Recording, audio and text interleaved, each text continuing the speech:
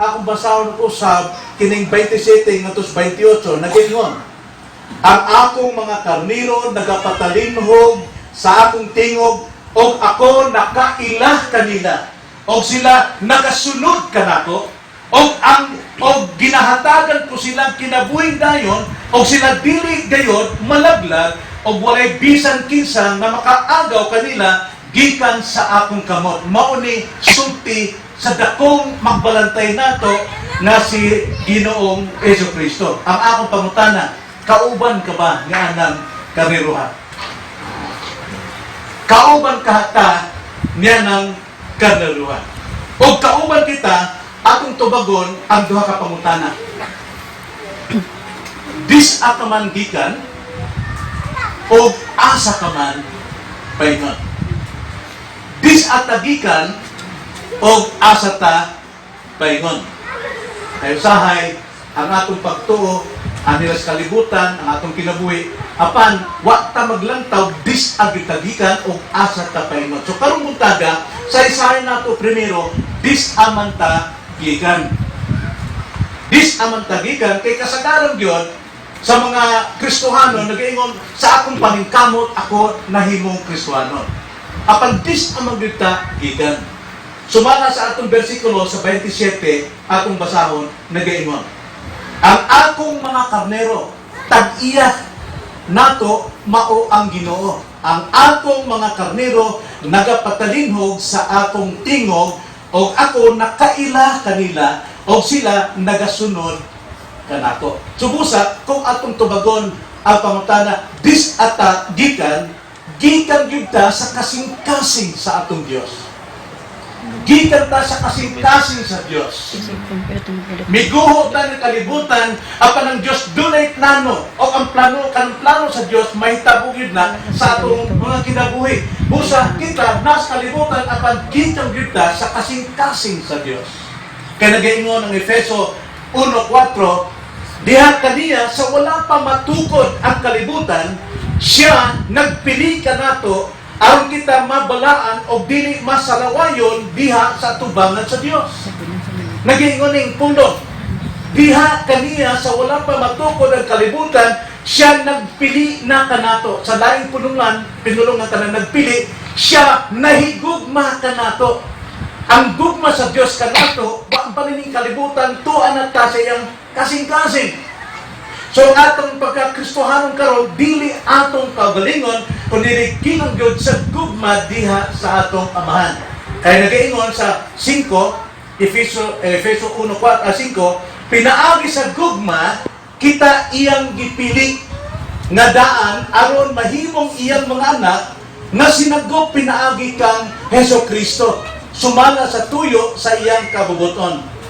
Mga igsoon, kita yung tanan gikan sa kasing-kasing sa atong Dios o iyang gisugo ang iyang anak aron kita panawdon pinaagi sa iyang balaang pulong.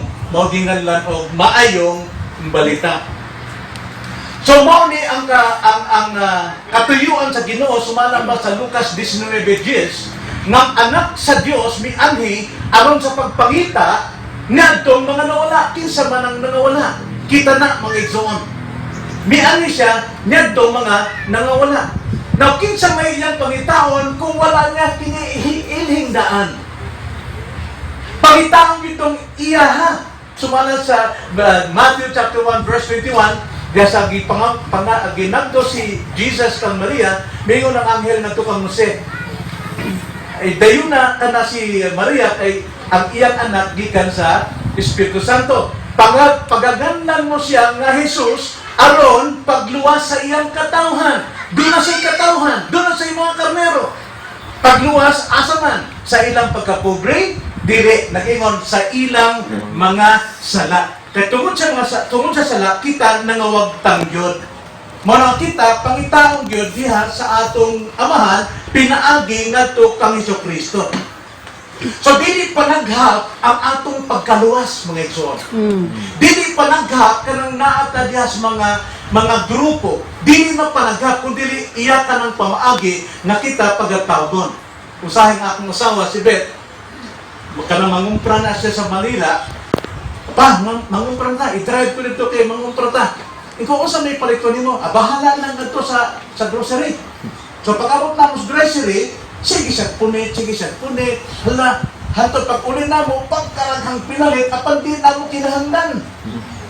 Dili mo ikatuyuan, apan ang Ginoo sa iyong pagnganhi, sa pagluwas na nako, dili kaya lang tsamba, tinuyuan na kay doon, nakaila siya, kung kisa ang iyang gipangita. O ikaw na. Amen. Sa nawat kita na ata dili, nahimugsog kita dili. Kay iya kini katuyuan. Nagyon siya sa pagpangita. Giyon sa pagpangita sa atong amahan.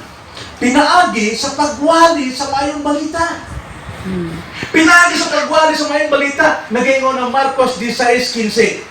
O siya mingon kanila sa Jesucristo, panlakaw kamo sa tibuok kalibutan o iwali ninyo ang mayong balita ngadto sa tibuok kabuhatan. Sa kanang pagwali nato, nabitan mga pastor diri na tuas bukid antos lang gyapon bisag taas layo katungod gipangita gyud sa Ginoo katong mga katawo nito pinaagi sa ilang pagwali. Kaya ang pulong sa Dios nga magiwali mingon ang Ginoong Jesucristo diri sa John 6:63, ang nagahatag og kinabuhi mao ang Espiritu, ang unod walay kapusdanan. Ang mga pulong nga akong gisulti kaninyo kini Espiritu o kinabuhi. Ang pulong, ang may balita nga iwali sa matagwong magwali, kini Espiritu o kanang Espiritu ha, maghatag og kinabuhi sa matag usa. Katungod kita patay sa sala. Amen. Iyat ang buhion pag-usa. Ang pinaagi na ng pulong, pinaagi sa balang Espiritu, kita mabago, maborn again. Amen. Kinahanglan kita may anak ug usab. Kay tungod kita mga patay diha sa sala. Way patay makaduog. Way patay nga makatuo. Gawas kung siya buhion sa pulong sa Dios. Sumayon si Pablo sa iyang sulat sa Roma 1:16. Ingon si Pablo, kay wala ko igakaulaw ang mayong balita, kay kini mao ang gahom sa Dios alang sa kaluwasan sa matag usa nga nagato. Nga nagato man kay nakadungog sila sa tingog sa Ginoo. Alang sa mga nagatuo sa Hudyo una o sa tanan unya sa Grecianon. O pasabot way gipili sa tanang klase nga tao. Kay diha sa mayong balita, meaning mayong balita, ginapadayag ang pagkamatarong sa Dios nga pinaagi sa pagtuo ngadto sa pagtuo sumala sa nisulat nga nagaingon mabuhi ang namatarong pinaagi sa pagtuo. Mao kitang tanan mayroong utana unsa ka man Kristohanon nga naman ako na ay pagtuo kang Kristo nabuhi mi diha sa pagtuo. Wala nga lahi gyud ang kinabuhi nga ng mga karnerong nakit-an na sa Ginoo.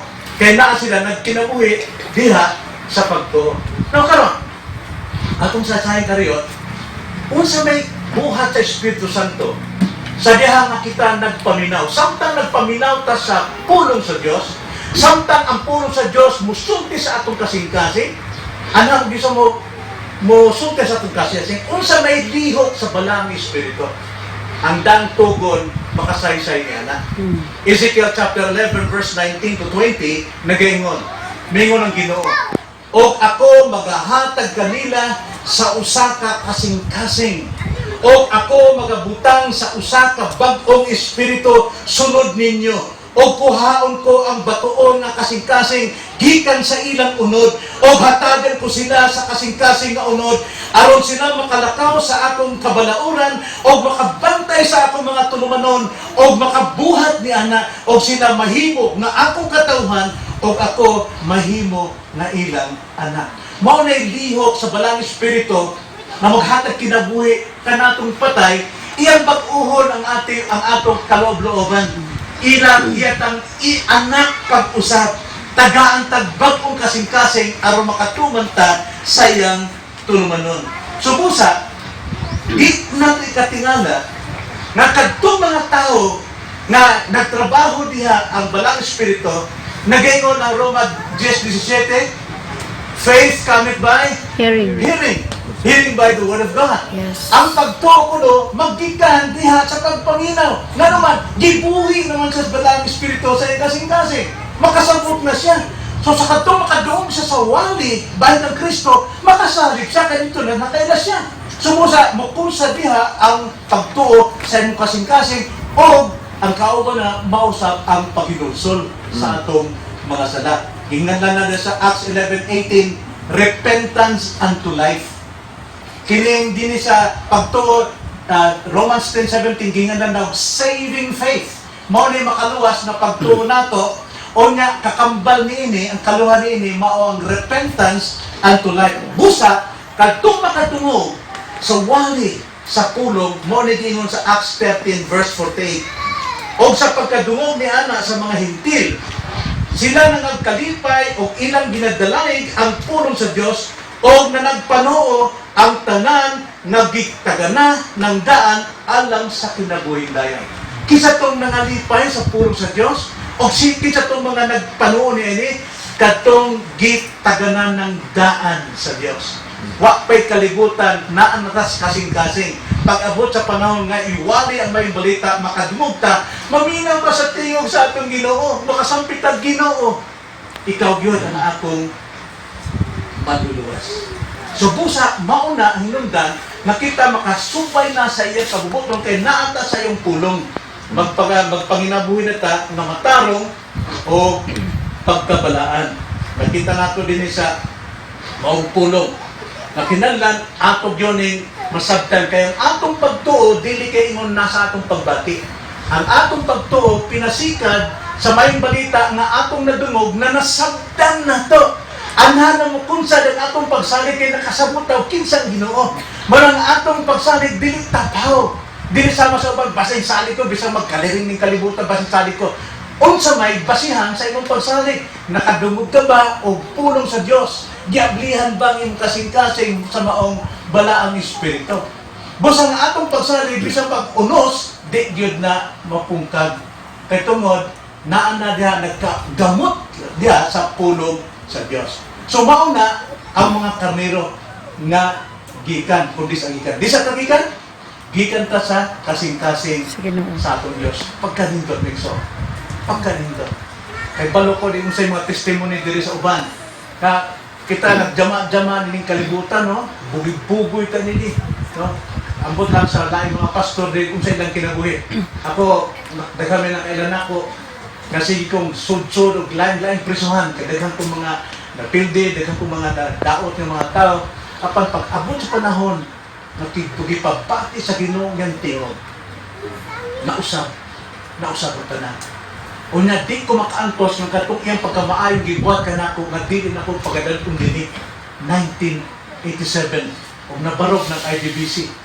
John 3:16 pa nga niya ito. Nabarog ang IDBC. Si Pastor Timmy, muna akong nagluan niya ito. Ano na? Karon kay organize mo sila, salamat sa Ginoo na nagbarog. So, nanapoy lain katawhan no, gamiton diri si Brother Lolo o si Brother Rebet.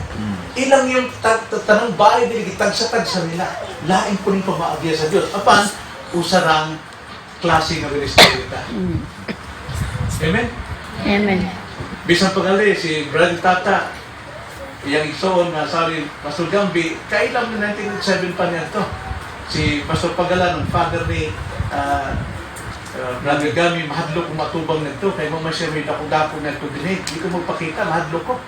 Wako'y katubang si Pastor Anibot na sige migdilaan din ito mas gabas sa bukid, no?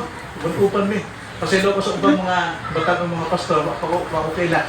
So nakailas na ako since 1987 karon kay ni naman ta naman ta gikan sa Dios asa man ta paingon. Ikaduhang punto, asa man ta paingon. Atong basahon usab ang John 10:17 ato na sa sunod nga maong bersikulo o ngadtos 28. Ang akong mga karnero nagapatalinghog sa akong tingog o ako nakaila kanila o sila nagasunod tanako, nagasunod sa atong Ginoo o ginahatagan ko sila kinabuhing dayon O sila dili kayo malaglag o walay bisan kinsa nga makaagaw kanila gikan sa akong kamot. Mao ni sulti sa atong Ginoo. Ang buong pasamot, asa ta paingon? Paingon tang kauban ni Kristo ngadto sa hantod sa kawit mantunan. Sayang ginarian sa langit. Sumala pa si Ginoo ni Kristo sa John chapter 14 verse 1 to 4 kung familiar nato ni ako lang pagbasahon. Ningon si Jesus Christ sa mga tinunan, nato mga tinunan, mga karino sa Dios. Kinahanglan dili magkaguol ang inyong kasing-kasing. Sumalig kamo sa Dios o sumalig usab kamo kanako sa balay sa akong amahan ana ay daghang puriyanan. Kung dili pa, mingon ba unta ako kaninyo nga muadto ako aron sa pag-andam og luna lang kaninyo? O sa mahitabo na ako o makaandam na ako giluluna kaninyo, aron kaninyo muanhi ako pag-usab o pagadawaton ko kamo nganib uban kanako aron nga diin gani ako atuwa usab kamo o kamong nakatuntol sa dalan sa akong pag-atuan. O kamo nakatuntol sa dalan. Magaingon diya nga nakatuntol ta sa dalan. Unsa man dalan na? Primero, ang dalan sa kaluwasan mo may lain si Kristo. Nang dalan tos kinabuhi may lain si Kristo. Ang dalan sa kamaturan wag may lain gawas kang Kristo. So kitang tanan mga igsoon kalangita, our citizenship is in heaven. Philippians 3:20 to 21. Bantayin na, hinumdumi na, dili yun ta kalibutanon. Namang nalit tayo ng kalibutan, apan dili ta magpadayon kalibutanon, kaya ang atong mumulupyo, mao ang langit. Nga kay baluntas dalan. Kung wala pa'y maayong relasyon sa Kristo, wala yung dalan kundi si Kristo ngadto sa kaluwasan. Apan doon ako'y dalan sa mga magtotoo, mao ang kamatuoran. Mao bitaw gipilin niya ang iyang pulong aron kining iyang kamatuoran mao'y atong pagalakwan samtang nagahulat ta sa iyang pagbalik. Dalan sa kamatuoran, mao ni ang grasya. Magkinabuhi ta sa grasya, dili ta magkinabuhi na sama sa kalibutan. Na ang kalibutan. Apan di ta muuyon sa ilang kinabuhi, ang ilang mga pamatasan. Kundi kinahanglan manginabuhi kita sa grasya sa Dios. Tanawa nagaingon sa Titus chapter 2 verse 11 to 12. Ang grasya sa Dios kinahanglan na naabot ka nato. Mao nang kamatuoran. Nagaingon Titus 2:11. Kay alang sa kaluwasan sa tanang mga tao ang grasya sa Dios gikapadayag nga nagatudlo ka nato sa pagbiya sa pagkadili Dios nun o sa mga pangibog na kalibutanon o sa pagkinabuhi na mapugnanon sa kagalingon matarong o Dios nun dinhi niining kalibutana karon. Kita kinabuhi ta sa grasya kay tungod natas kamatuoran, kining kamatuoran na, kining grasya mo ni magtudlo ka nato, ngayon, magtudlo ka nato sa pagbiya, sa pagkadili Diyos nun. O sa pagbiya sa pangibog sa kalibutanon. O sa pagbiya sa pagkinabuhi nga mapugnanon, kinabuhi nga mapugnanon sa kagalingon, matarong o Diyos nun, dinhi niining kalibutan karon. Why? Hebrews chapter 12 verse 4, for without holiness, no man shall see the Lord.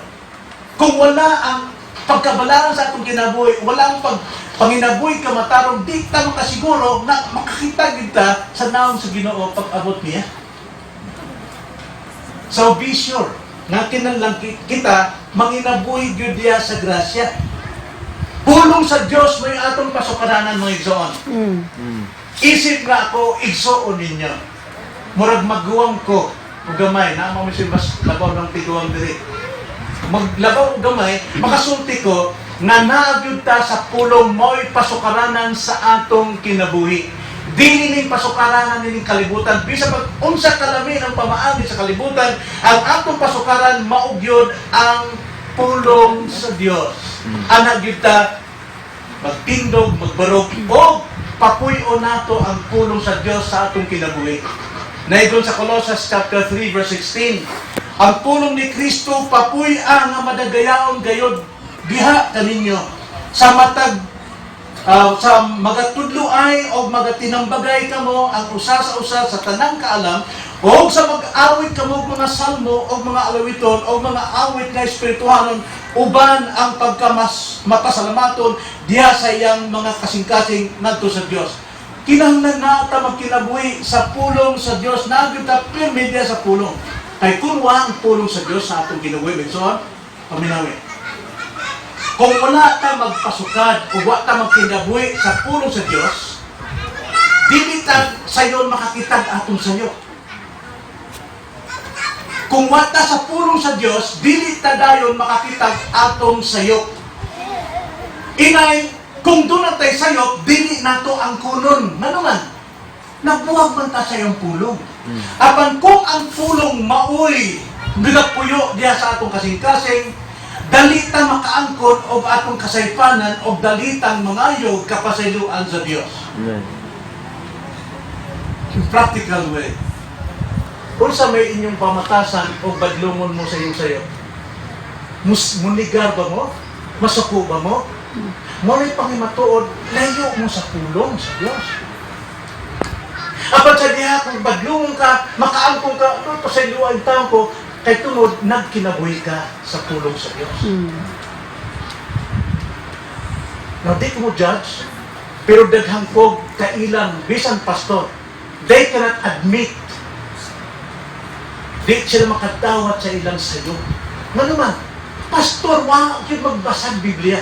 Mubasa lamang o muhimo o sermon. Upon why feeding. Morning means of grace. Narong kita mulambo, na kita mahimong malig-on sa atong pagtuo, ang pulong sa Diyos pagapuyo sa atong kasing-kasing. Nag-iingon ng Psalms chapter 1 verse 1 o nga to sa verse 2. Ang tao nga malipayon, dili mulakaw sa mga tambag sa mga dautan. Ang mga tao na mapalad na malipayon, dili mo barog sa tinduganan sa mga makasasala. Ang tao nga malipayon, dili mo lingkod sa lingkuranan sa mga mayubiton, apan ang iyang kalipay ana sa pulong sa Dios. Mao kini iyang pirming gibunay-bunay sa Tagalog pa. Adlaw ag gabi, may sama siya sa punuan nga nagtanong niya sa dakil sapa sa tanang panahon na gyud berde ang iyang mga dahon ug mamunga siya sa tanan niyang season. Amen. Mao na ang Kristohanon. Mga igsoon, dugay na kadini kinahanglan makita gyud sa kalibutan ang atong kalainan na nagbarog dito sa kamaturan. Kaya nag-ingon ang Ginoong sa Kristo, John 8:31-32, continue in my word. Truly, if you continue in my word, you are my disciples, and you shall know the truth, and the truth shall set you free. Tinood gayon ng ako kamo mga tinunan kung magapadayon kamo sa akong pulong. Kaya akong ang pulong may kamaturan, may balaan ninyong kamaturan, o ang kamaturan may makahatag ninyong kagawasan. Amen. May makalimpyo sa atong tinagawin. So muni atong paningkamot kung usanis kami sahi karong gabi, karong buntaga bahin ni atong first anniversary ang pulong sa Dios nagpuyo gyud sa ating kasing-kasing. Magpakabalaan ta, for without which no man shall see the Lord. Magtubo kita diya sa kaalaman sa Dios. Magkinabuhi kita na takos diya sa Dios. Mabungahon kita sa tanang good works, sa tanang maayong binuhatan. Magtuman ta sa dakong sugo sa Dios. Unsa may dakong sugo sa Dios? Iwanan. Panlakaw kamo o himuan ninyong alagad ang tanang nasod. Bautismo sila sa ngalan sa Amahan sa Anak sa Espiritu Santo o pagatudluin sila sa tanang gipanudlo ko diha kaninyo. O mao kini ang pangako sa Ginoo. Dili ko bubulag kaninyo hangtod sa katuturan. Amen. Mo'y commission o kitang tanang gi-commission ta sa Ginoo nga mo share sa gospel. Kay tungod mo ni tingog sa Dios nga mabatian nila. O kadtong kapatid nini makaambog ang gitawod sila sa Ginoo o usalig sila diha sa Dios. Amen. Amen. Amen. Salamat sa Ginoo o adto lang ko kuto. Pagapunan. Salamat Lord. Nining higayunan ang pulong doon na kagawasan. Kay magtana sa imong mga katawhan. Salamat Lord na kay ikaw ginaghatag na og kahayag kung kinsa kami disamigikan og asa mi paingon. Ang kinahanglan Lord kami magkinabuhi gid diha sa kamaturan. Kay tungod ang kamaturan diha katudlo ka namo sa pagkamatarong o pagkabalaan. Lord, salamat. Ninigayuna. Salamat yun. Nang imong pulong mo'y among napatian karon. Now, pang tingog ni mo, Lord, mabati na mo sa among makagkasing-kasing. Wala mong kini among pagkampo, kaya lamang sa ngalan sa Ginoong Kristo. Amen. May